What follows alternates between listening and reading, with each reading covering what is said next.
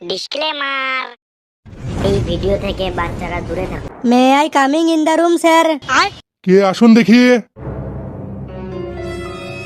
Sir please I am sit down in the chair. আপনি এসব কি ভুলভাল বকছেন? স্যার আই এম নট ভুলভাল booking, I am speaking in English for you. এই থাক থাক, আপনাকে আর ইংরেজিতে কথা বলতে হবে না, যা বলার আপনি বাংলাতেই বলুন। ঠিক আছে স্যার, তাহলে এবার বসবো? হ্যাঁ হ্যাঁ বসুন। Very very thank you sir. Thank you সেটা আবার কি? মানে স্যার থ্যাংক ইউ। তা আপনার ব্যাপারে কিছু বলুন তো, মানে আপনার ইন্ট্রোডাকশনটা দিন তো। স্যার আমার নাম লালু, আমার বাবার নাম কালু, আমার বাবার বইয়ের নাম কবিতা, আমার বাবার বইয়ের মায়ের নাম মানে আমার নানির নাম ললিতা।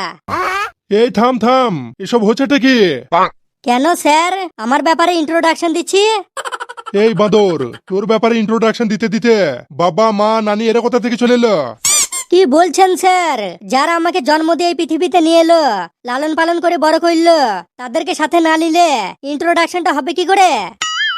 বাড়াই ছেলেটা মেন্টাল নাকি? স্যার কিছু বললেন নাকি? না না তেমন কিছু না। এই তুমি বলো তো, এখানে কি করতে এসেছো? স্যার আমি এখানে হ্যান্ডেল মারতে এসেছি। এই বাঁদর কি বললি? তা স্যার কি বলবো, চাকরির ইন্টারভিউ দিতে এসেছি, তারপরে যদি আপনি বলেন এখানে কি করতে এসেছিস, তাহলে বারা মাথা গরম হয়ে যাবে না? তা বাবা তুমি কোথা থেকে এসেছো সেটাই তো এখনো বললে না। স্যার আমি বুক ফুলিয়ে গর্ব করে বলতে পারি আমি ওয়েস্ট বেঙ্গল মানে পশ্চিম বাংলা থেকে এসেছি। পশ্চিম বাংলা মানে মাননীয় মমতা বন্দ্যোপাধ্যায় রাজ্য থেকে? দেখেছেন স্যার, তাইলে আপনিও একবারে চিনে ফেললেন। বারা এই জন্য তো আমি খুব গর্বিত আমার এই পশ্চিম বাংলাকে নিয়ে। এই থাম থাম, আমি কাল খবরে তোদের মমতা বন্দ্যোপাধ্যায়কে দেখলাম। স্যার তাহলে নিশ্চয় আমাদের মুখ্যমন্ত্রীকে আপনি ভারত রত্ন অ্যাওয়ার্ড নিতে দেখেছেন। সত্যি ওরকম একটা ভারত রত্ন মুখ্যমন্ত্রী পেয়ে আমাদের জীবনটা ধন্য হয়ে গেল। বারা ছোড়া ধন্য না ধন, 26,000 চাকরি খেয়ে পুরো রাজ্য জ্বলছে আর জীবন ধন্য হয়ে গেল মারাইছে। বারা এসব আপনি কি বলছেন? 26,000 চাকরি আমাদের ভারত রত্ন মমতা বন্দ্যোপাধ্যায় খেয়েছে, এসব খেয়েছে সিপিএম আর বিজেপি দুজন মিলে। স্যার বারা একটু মুখ সামলে কথা বলবেন, না হলে এখনই আপনার বিচি ধরে ফাড়ি দিব, কারণ আমার বুকে গরম রক্ত। আমি ভারত রত্ন মমতা বন্দ্যোপাধ্যায়ের চরম ভক্ত। আরে মমতা বন্দ্যোপাধ্যায় রাজ্যের কি এমন উন্নয়ন করেছে যে তোরা এতটা গর্বিত? বারা কি উন্নয়ন করেননি বলুন? ধরুন আজ যদি আমি বিয়ে করিনি, তাহলে কাল থেকে আমার বউ মাসে মাসে 1000 টাকা করে লক্ষ্মী ভান্ডার পাবে। মেয়েরা পাচ্ছে কন্যাশ্রী, ছেলেরা পাচ্ছে যুবশ্রী, ছেলে মেয়েরা আজ মাধ্যমিকের পরেই 10,000 টাকা করে মোবাইল কেনার জন্য পাচ্ছে। মানে লেওরা যতই দাও আপনাদের কোনোদিন জান ভরবে না। এই হারামজাদা, চাকরি কোথায় দিচ্ছে, নিয়োগ কোথায় হচ্ছে, শিল্প কোথায় হচ্ছে? বারা আপনি কি বলছেন? পশ্চিম বাংলায় শিল্প হয়নি? আরে পশ্চিম বাংলার মতো বড় শিল্প শুধু ভারতবর্ষে কেন, পুরো পৃথিবীতে দুটো হয়নি। আরে সর্বনাশ, পশ্চিম বাংলায় এত বড় শিল্প হয়ে গেছে, কই আমার তো সেটা জানাই ছিল না। বারা জানবেন কি করে? ভালো জিনিস কখনো আপনাদের চোখে পড়ে? তা বাবা পশ্চিম বাংলায় কি শিল্প হয়েছে একবার বলো তো। কেন স্যার, পশ্চিম বাংলায় আমাদের ভারত রত্ন মাননীয় মুখ্যমন্ত্রী আমাদের সকলের ভবিষ্যতের দিকে তাকিয়ে বিশাল একটা চপ শিল্প গড়ে তুলেছে। চপ শিল্প? সেটা আবার কি শিল্প? বাবা, এটাই তো আমাদের ভবিষ্যৎ শিল্প। স্যার দেখবেন আর কয়েক বছর পর কেউ পড়াশোনা করে মাস্টার হতে চাইবে না, ইঞ্জিনিয়ার হতে চাইবে না, ডক্টর হতে চাইবে না, জজ হতে চাইবে না, ব্যারিস্টার হতে চাইবে না। তাহলে সব কি হতে চাইবে? কেন স্যার সবাই চপ ভাজবে? এই হারামজাদা, একটা শিক্ষিত স্টুডেন্ট পড়াশোনা করে চপ ভাজবে? কেন স্যার ভাজবে না কেন? বারা 2 টাকার তেল আর 1 টাকার বিষম কিনে তার ভিতরে একটু তরকারি ভরে চেক করে তেলে ছেড়ে দিলেই সেটা 6 টাকায় বিক্রি হবে।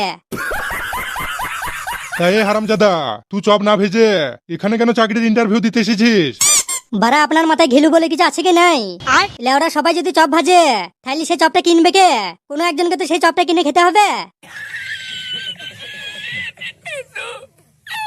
আচ্ছা আমাকে একটা কথা বলো তো, তোমাদের মুখ্যমন্ত্রীর বুদ্ধি কি হাঁটু নিচে থাকে? বারা যা মন গেছে তাই করছে তো। স্যার আপনার কি লজ্জা লাগছে না একটা ভারত রত্নের ব্যাপারে এভাবে কথা বলছেন? স্যার আপনি কি জানেন আমাদের মুখ্যমন্ত্রী কাজী নজরুল ইসলাম, কবি জসিমউদ্দিন, রবীন্দ্রনাথ ঠাকুর, ঈশ্বরচন্দ্র বিদ্যাসাগর এদের থেকেও কত সুন্দর সুন্দর কবিতা লেখে? ও বাবা, তোদের মুখ্যমন্ত্রী কবিতাও লেখে? তাইলে একটু বলতো দেখি শুনি। তাহলে শুনুন স্যার, কবিতার নাম হাঁটতে হাঁটতে। হাঁটতে হাঁটতে এটা কবিতার নাম? স্যার আসলে আমাদের মাননীয় মুখ্যমন্ত্রী কারো কপি পেস্ট করে লেখে না, যা লেখে পুরো ইউনিক লেখে। তাহলে ছড়াটা এবার বলছি, শুনুন স্যার। হ্যাঁ হ্যাঁ বলো দেখি শুনি।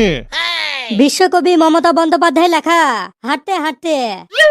আমি যখন হাঁটি আমার মাথাও হাঁটে, হাঁটি হাঁটি মা বলে হাঁটার হোঁচট মাথার বেয়াদপি, পা চলে পায়ের মতন।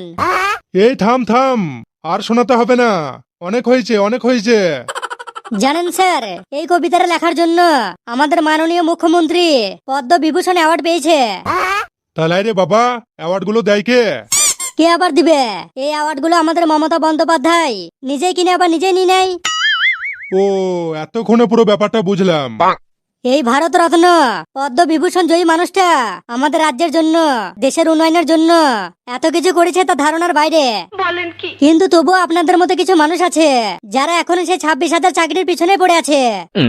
এই হারামজাদা, তোদের সরকার যেভাবে দুর্নীতি করেছে তার জন্য আজ কত যোগ্য শিক্ষকদের চাকরি চলে গেছে, সেটা কখনো ভেবে দেখেছিস? বারা ঘুরে ফিরে আবার সে একই কথা। লেওড়া এসব চাকরি বাকরির কথা বাদ দিন তো। চলুন আজ আমরা ভারত রত্ন পদ্ম বিভূষণ জয়ী মাননীয় মুখ্যমন্ত্রীর কথা ভেবে নিজেদের ভবিষ্যতের দিকে তাকিয়ে পুরো রাজ্যটাকে চপ শিল্পে ভরিয়ে দিই। আজ থেকে পড়াশোনা ছেড়ে চপ ভাজাকে নিজের জীবনের একমাত্র লক্ষ্য করে তুলি। কারণ আমার দৃঢ় বিশ্বাস আমাদের মাননীয় মুখ্যমন্ত্রী একদিন পুরো রাজ্যটার চপ ভেজে গান মেরে দেবে। কারণ মা মাটি মানুষ 14 বছর ধরে বাংলার গান মেরেছে, মারছে, আর আগামী দিনেও মারবে। তাই একবার সবাই বলো জয় বাংলা। বাংলা নিজের গরুকেই চাই। অবশ্যই কমেন্ট করে জানাও। ভালো লেগে থাকে লাইক করবেন, কমেন্ট করবেন আর শেয়ার করবেন। আর যদি ভিডিওটা নেক্সট বার দেখতে ইচ্ছা করে তাহলে কমেন্ট বক্সে নিশ্চয়ই জানাবেন। আমাদের এই যে ক্যামেরাম্যান ভিডিও পারেনি কিন্তু ভিডিওটা ক্যামেরা করে দিয়েছে, এর জন্য একটা লাইক তো হবেই।